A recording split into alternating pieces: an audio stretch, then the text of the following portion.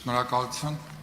պարոն Վարդանյան, 2021 թվականից ձեր քաղաքական կենսագրության մեջ առնվազն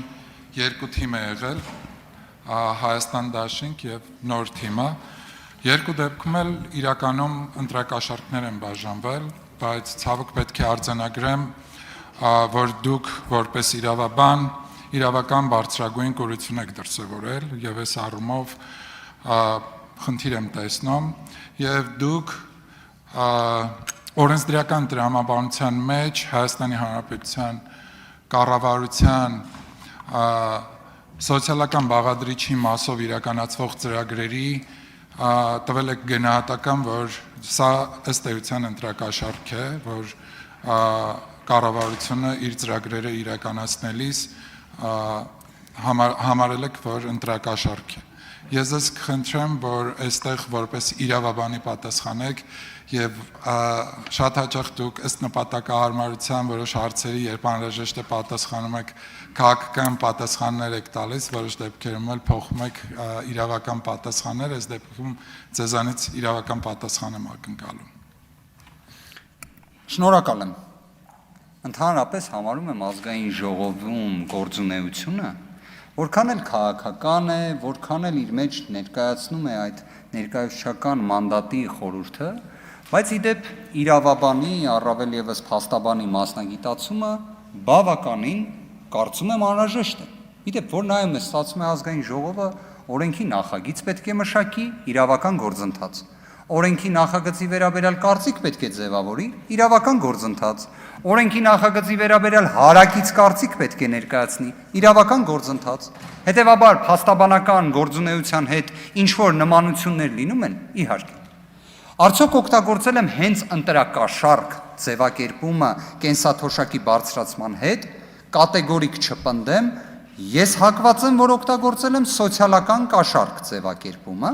ինչի համար, որովհետև նշված է նաև Սահմանադրական դատարանին հասցեագրված դիմումում եմ օգտագործել, որն էլ ի դեպ Սահմանադրական դատարանը ևս օգտագործել է վերլուծելու շրջանակներում։ Սոցիալական կաշառքի որոշակի հատկանիշներ բնութագրելով եւ նույնիսկ հորդորելով, որ ընդհանրապես սոցիալ-տնտեսական բնույթի բարեփոխումները չլինեն ընտրական գործընթացին զուգահեռ, որովհետև դա այո, ընտրությունների հավասարության սահմանադրական երաշխիքի խաթարման է բերում։ Եվ ես գտնում եմ, որ այս ընտրությունները դրա մասին են։ Այս ընտրությունները հավասարության, արդարության դեֆիցիտ են ունեցել։ Հենց նաև այդ օրինակից ելնելով։ Ինչ վերաբերում է ընտրակաշառքին,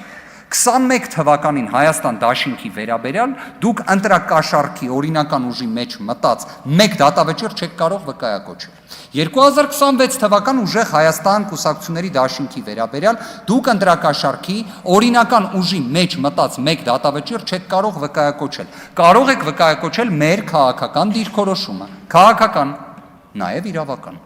Քաղաքական դիրքորոշումը հետևյալն է, մենք որևէ առնչություն դրա հետ չենք ունեցել, որևէ։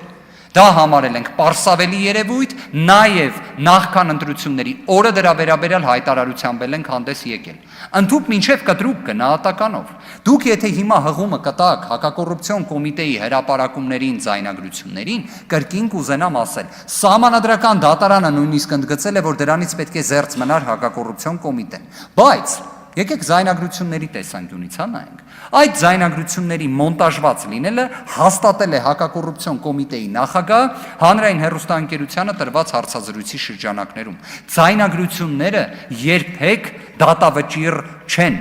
Ավելին, այդ ձայնագրության մեջ դուք ուժեղ Հայաստան կուսակցությունների դաշինքին որպես ինստիտուցիոնալ կերպով դրա հետ առնչություն ունեցող տվյալ չեք տեսնի։ Դուք նման տվյալ չեք տեսնի։ Իդեպ տվյալի հետ կապված են արձագանքի ժամանակ արձագանք։ Պարոն Վարդանյան, ըստ նորից ձեր տրամաբանության ստացվում է, որ մեր են քաղաքացիները, որ թոշակների բարձրացման արդյունքում հիմա իրենք այլևս թոշակ են շարունակելու ստանալ, ստացվում է իրենք մինչև իրենց կյանքի վերջ ստանալու են ընտրակաշառք։ Այն դեպքում, երբ մենք լինենք իշխանության, չլինենք իշխանության, իրենք ըստ այդ տրամաբանության ամեն ամիս ստանալու են ընտրակաշառք։ Բայց պետք է եւս մեկ անգամ արձանագրեմ, որ դուք որպես այլևս հմուտ քաղաքական գործիչ, որ եղել եք 21 թվականից մինչև 22 թվականը եւ դրանից հետո նաեւ հիմա եք հայտելի ներկայացրել, իրականում քաղաքացու իրական կարիքները չեք պատկերացնում։ Դրա համար եք նաեւ այս որակումները տալիս սոցիալական կաշառք եւ այլ ձևակերպումներ։ Իսկ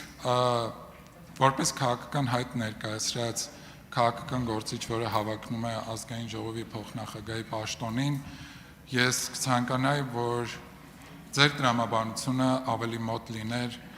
պետական մտածողության, քաղաքական գործչի տրամաբանությանը եւ մյուսը,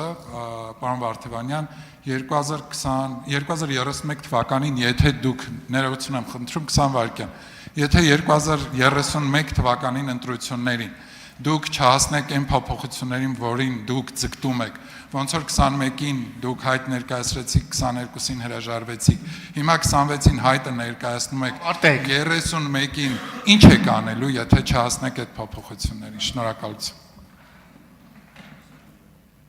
Շնորհակալ եմ։ Առնվազն կրկին կընդգծեմ, սոցիալական կաշառքի հետ կապված ձևակերպումը դա իրավական եզրույթ է, որը սահմանադրական դատարանի որոշման մեջ էլ կարող եք տեսնել։ Դա ոչ թե ընտրակաշառք է մեր սիրելի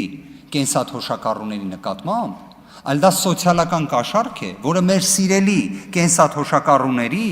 ազատ կամահայտնության ընտրելու միջամտություն է եղել։ Հենց սրանում է սահմանադրական դատարանը եւ միջազգային լավագույն փորձը դրա մասին են ասում։ Ասում են թողեք ընտրողը ազատ, հավասար, արդար պայմաններում ընտրություն կատարի։ Մի միջամտեք այդ process-ին, մի արեք օրինակ այնպիսի օրենսդրական փոփոխություն կամ կենսաթոշակի բարձրացում, որ կարայիք անեիք հունվար ամսին, բայց չգիտես ինչի արեցիք նախընտրական ժամանակահատվածում, նախագահի հրամանագրին հաջորդած ժամանակահատվածում։ Ինչպիսին է իմ մտածելակերպը,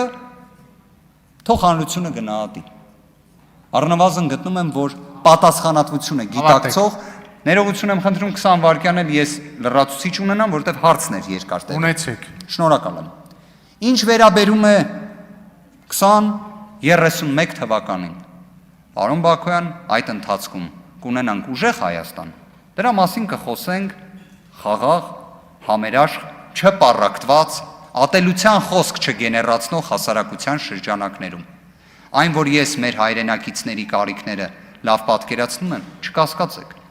Ես Երևանում բնակվող, հաճախ ոտքով քայլող մարդ եմ։ Մեր հայրենակիցների հետ էլ շփվող։ Շնորհակալ եմ։